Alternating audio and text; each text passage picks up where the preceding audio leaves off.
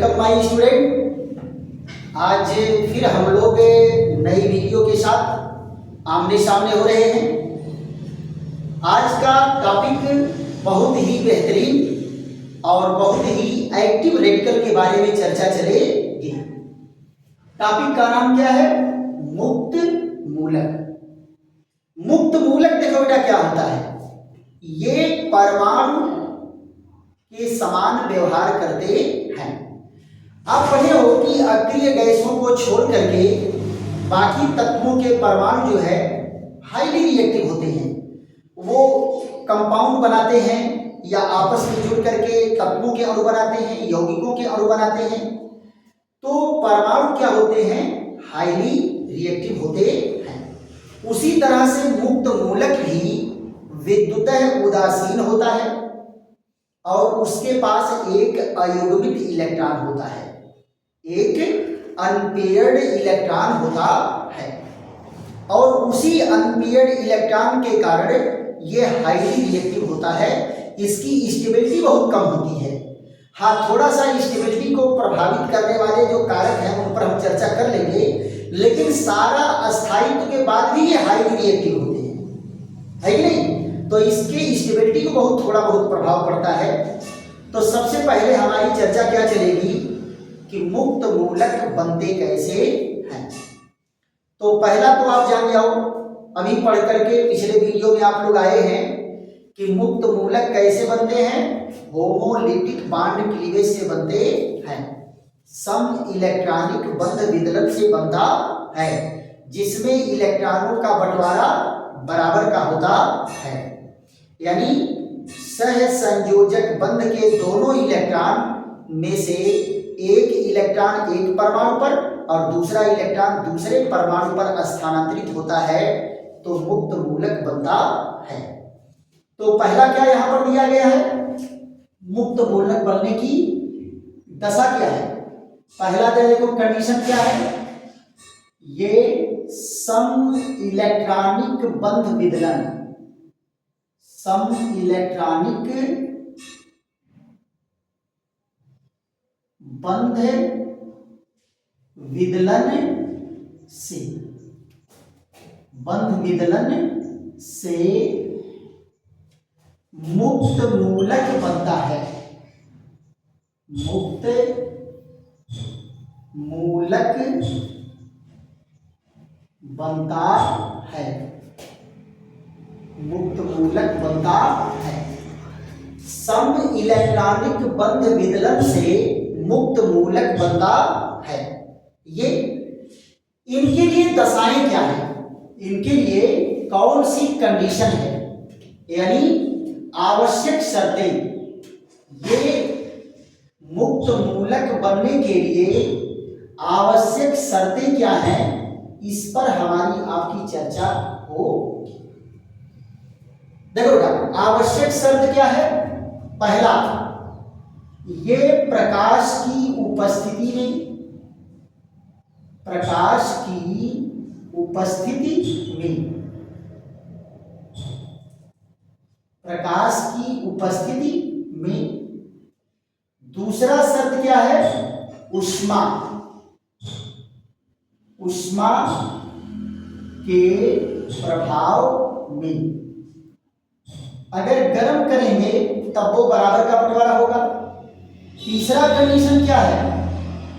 Peroxide की उपस्थिति में, पराक्साइड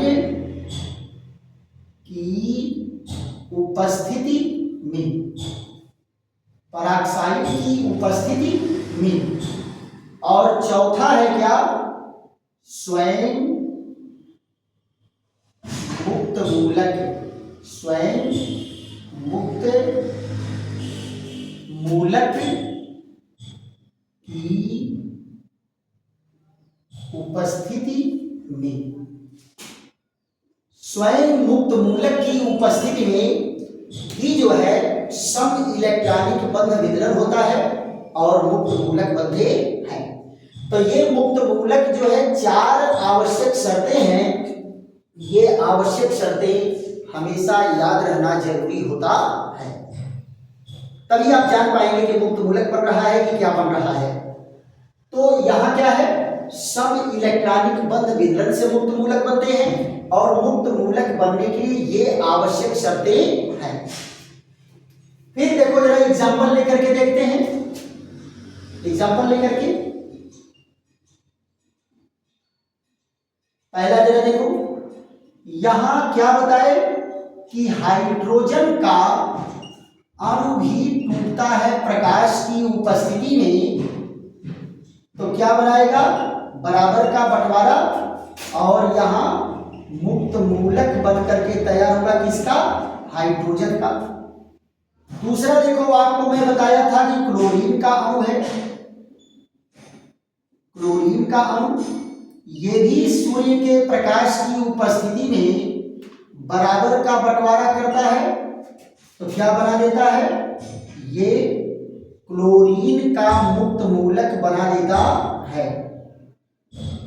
यहां देखो तीसरा एग्जांपल, ये मेथेन के अणु में से आपको बताया गया था पिछले वीडियो में, ये देखो यहां भी बराबर का बंटवारा होता है in the presence of light, तो क्या बन जाता है, ये देखो ये। यहां चौथा एग्जांपल क्या है, ये एच एच एच, और यहां भी देखो क्या है, ये एक इलेक्ट्रॉन यहां, एक इलेक्ट्रॉन यहां, ये भी क्या है, प्रकाश की उपस्थिति में, प्रकाश की उपस्थिति में, ये देखिए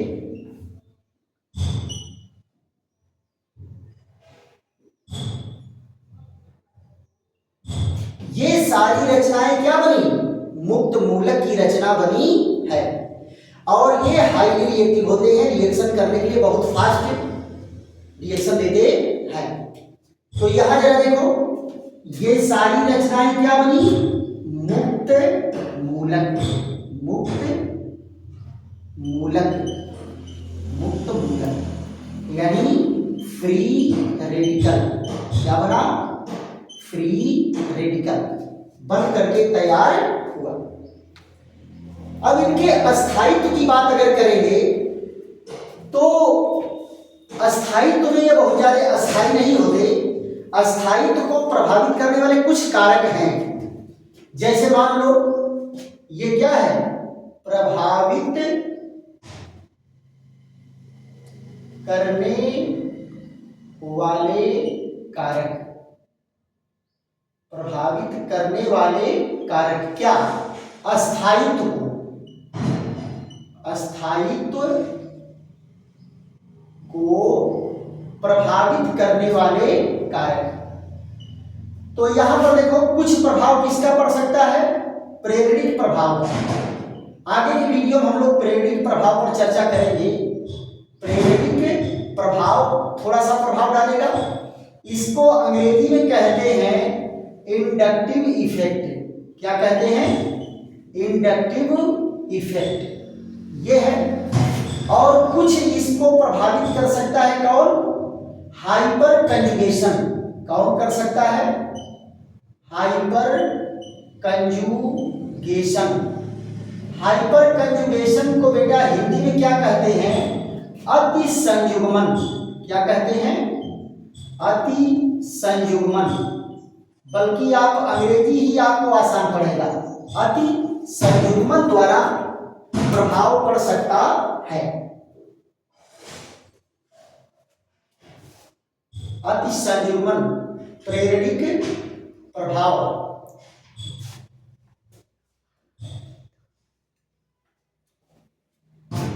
यहां जरा देखो, ये प्रभावित थोड़ा सा हो गया था, खेद है इसके लिए, आप लोग थोड़ा ध्यान दिया करिए, है कि नहीं, फास्ट लिखने में हो जाता है कभी कभी।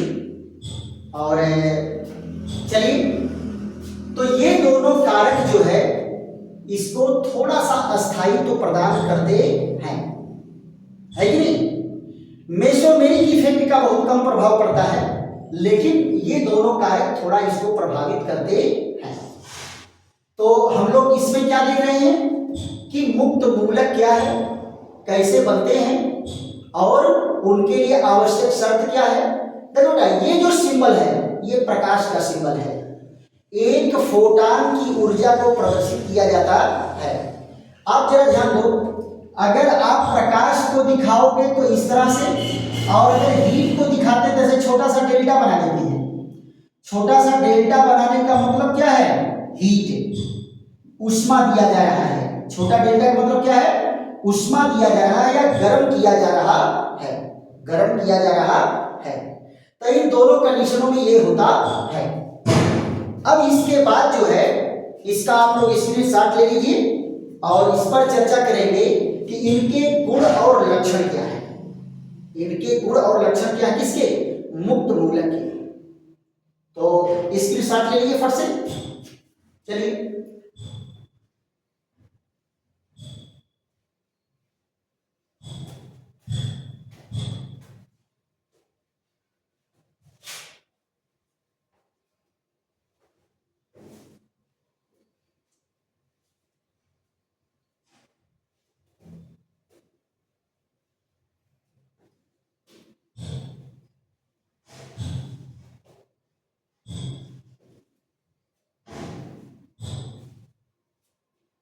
हाँ, यहां जरा देखिए, मुक्त मूलक के गुण या लक्षण।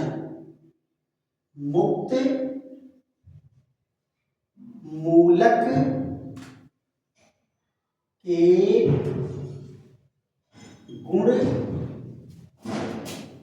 या लक्षण,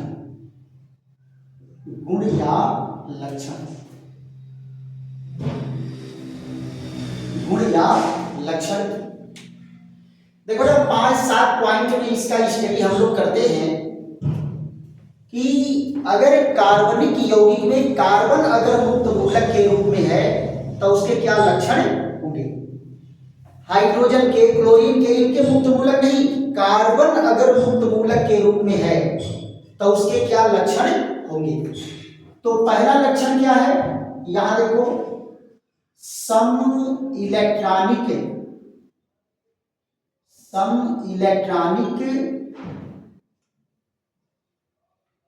बंध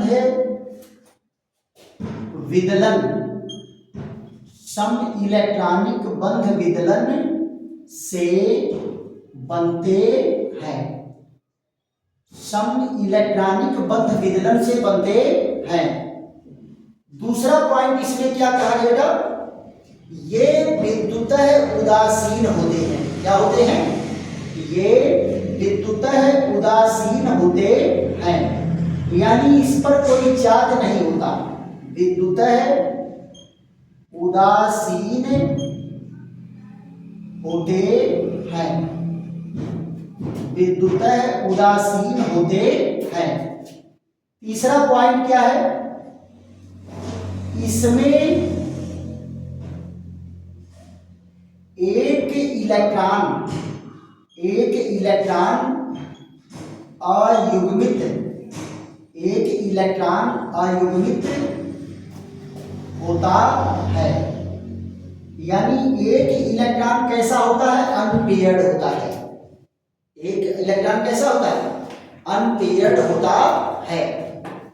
चौथे पॉइंट में क्या कहा गया, ये अनुचुंबकीय गुण, अनुचुंबकीय गुण, अनुचुंबकीय गुण को क्या कहते हैं बेटा, पैरा मैग्नेटिक नेचर। अनुचुंबकीय गुण वाले होते हैं, अनुचुंबकीय गुण वाले होते हैं। यानी इसमें आपको पढ़ाया गया था कि वो परमाणु, अणु या आयन जिसमें एक अनपेयर्ड इलेक्ट्रॉन होगा, कम से कम, ज्यादा ज्यादा भी हो सकता है, कम से कम एक अनपेयर्ड इलेक्ट्रॉन होगा, वो अनुचुंबकीय गुण प्रदर्शित करेगा। और अनुचुंबकीय गुण वाले को अगर विद्युत चुंबकीय क्षेत्र में रख रहे हैं तो ये उस क्षेत्र से क्या होते हैं, आकर्षित होते हैं। इसीलिए इसको क्या कहते हैं, अनुचुंबकीय कहते हैं। दूसरी चीज जरा देखो, यहां क्या कहा गया है कि इनके जो कार्बन हैं sp3 संकरित होते हैं। कार्बन कैसे होते हैं, sp3 संकरित होते हैं, संकरित होते हैं। तो इनका स्ट्रक्चर कैसा हो जाएगा, इस तरह से ये इनका स्ट्रक्चर हो जाएगा, ये स्ट्रक्चर इनका हो जाएगा। ये स्ट्रक्चर कैसा हो जाएगा इसका, पिरामिडल रचना, पिरामिडल रचना होगी। इसकी रचना कैसी होगी, पिरामिडल रचना होगी। और यहां देखो, कार्बन के बाह्यतम कोश में, कार्बन के बाह्यतम कोश में 7 इलेक्ट्रॉन होते हैं, 7 इलेक्ट्रॉन होते हैं। जरा देख लो बेटा, कार्बन के बाहरी कक्षा में ये 2 इलेक्ट्रॉन 2 इलेक्ट्रॉन 2 इलेक्ट्रॉन बांड वाले और 1 इलेक्ट्रॉन ये, तो बाहरी कक्षा में कितने इलेक्ट्रॉन हो गए, 7 इलेक्ट्रॉन होते हैं। और 8वां कैरेक्टर इसका क्या है, ये अति क्रियाशील होते हैं, अति क्रियाशील होते हैं। ये क्या होते हैं, हाईली रिएक्टिव होते हैं, अति क्रियाशील होते हैं, हाईली रिएक्टिव होते हैं। हाँ बेटा देखो, एक पॉइंट जो है बीच में रह गया है, उस पर हल्की सी चर्चा कर लेते हैं। यहां आता है कि रेडिकल के प्रकार, मूलक कितने प्रकार के होते हैं, मूलक के प्रकार याद है। तो एक टॉपिक था मूलक के प्रकार, मूलक के प्रकार, अंग्रेजी इसकी क्या होगी, kinds of radical, kinds of radical, मूलक के प्रकार। तो यहां देखो बेटा, मूलक कितने प्रकार का डिवाइड किया गया है, 3 कैटेगरी में।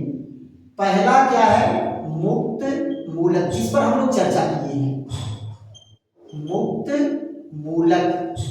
मुक्त मूलक की अंग्रेजी क्या है, फ्री रेडिकल, फ्री रेडिकल। दूसरा क्या है, कार्बोनियम आयन, दूसरा क्या है, कार्बोनियम आयन। कार्बोनियम आयन की अंग्रेजी भी कार्बोनियम आयन ही होती है, कार्बोनियम आयन। और तीसरा कौन है, carbene ion, carbene ion. Carbene ion की अंग्रेजी भी क्या होगी, कार्बेन आयन। ये 3 प्रकार के मुक्त मूलक होते हैं, जिसमें हम लोगों की चर्चा जो है पहले मुक्त मूलक पर चर्चा चली है। पहला मूलक कौन है, मुक्त मूलक।